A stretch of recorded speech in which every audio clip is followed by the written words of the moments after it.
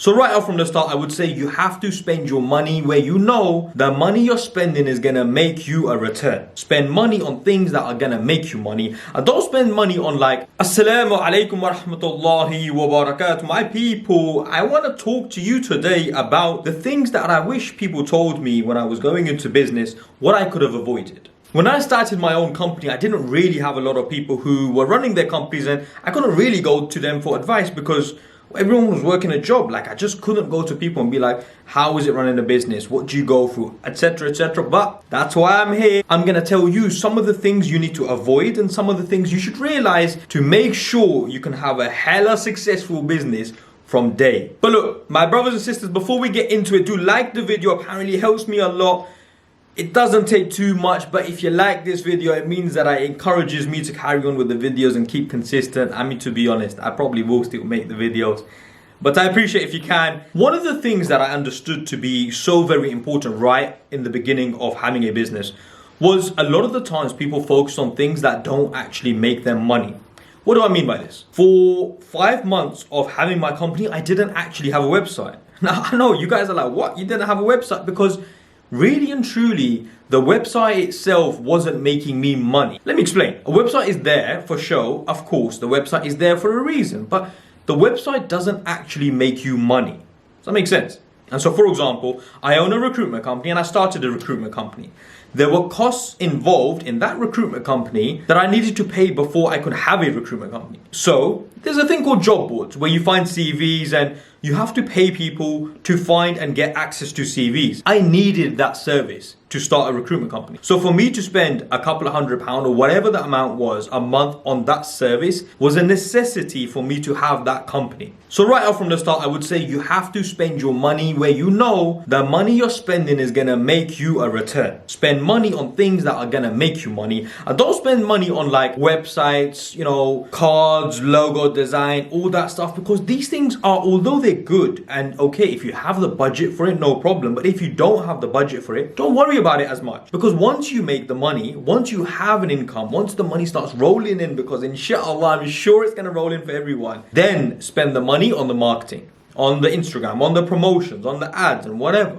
Now, of course, if having ads is part of your business, then yeah, spend that money on the ad. Maybe you're starting a clothing line where you need to have ads to basically get customers. In fair play, I mean just in the sense where you're trying to get a big following because for the sake of it, and it's not really going to help your business as such. So don't focus on things that aren't going to make you money. And leading on from that, do you need an office right from the start? Do you need to have, a top-notch computer service right from the start? Well, no, because I personally started my recruitment company from my living room. And that was a different experience. For 4 months, we were working from my living room. And my laptop, it was a laptop I already owned. My mobile phone, it was a mobile phone I already owned. Those 3 things I already owned. I didn't really need to upgrade. I didn't need to spend any money.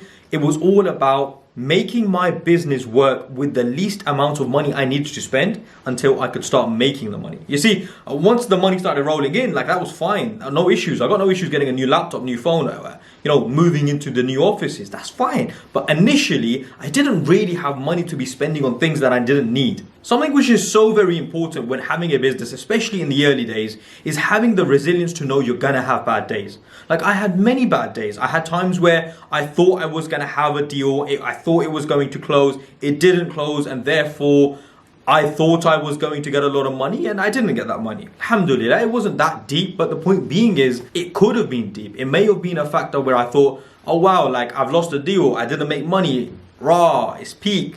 But having said that, it did work out. I would just have to continue on. And what I mean by this, if you're having a bad day on Monday, Tuesday, Wednesday, you can either let it get to you and therefore have the whole week off and say, you know what, I'm just gonna go again on Monday, or you turn it up. You turn up on Thursday and you say, no, I'm gonna turn it around. I'm gonna make these days successful. Thursday, Friday are successful. Maybe you line something up for next week. Every single day counts, and don't ever forget that. Now, I can't lie, yeah, I kind of want to clear this up because I feel like I'm kind of gassing it. Like, of course, if I had bad days on Monday, Tuesday, Wednesday, no doubt I would turn that week into a bad week, right? I'm not saying here that I didn't do that. I did do that, right? I'm not perfect, basically. But what I am saying is, me and you both, although there were times where I would come in on Thursday and Friday and turn it around and have a good week, but there were times where, I let the whole week get to me, You guys should do the same. Let's turn it around on Thursday and Fridays, basically, if you have a bad week. That's kind of what I'm saying. I was gassing it, and I want to clear that up. Like, and that's super important as well, to make every single day count. And not only to just make the day count and thinking that, yeah, I'm going to have a good day tomorrow, but also even going through a minuscule level and saying, you know what, I need to make every hour count. Like, have a plan in the morning, plan in the evenings to plan for the next day. 9 o'clock, I'm going to do this. 10 o'clock, I'm going to do this. 11 o'clock, I'm going to do this. Look, you guys might not stick to your plan. That's cool. That's no problem. But if you do have a plan in place, you'll be a lot more productive just because you've got something in place. And at least then at the end of the day, you can review and say, right, okay, did I have a good day or did I not have a good day? And that's important because when you're working a job, you've got your manager, you've got your director, you've got people around you saying, oh, you didn't have a good day, you didn't have a good day. So you need to have something in place to actually say, you know what? Am I having a good day? Did I work enough? Have a plan in place, make the whole plan from 9 o'clock to 5 o'clock, and then at 6 o'clock sit down and say, right, I didn't do this, I didn't do this, I didn't do this. Hold yourself accountable.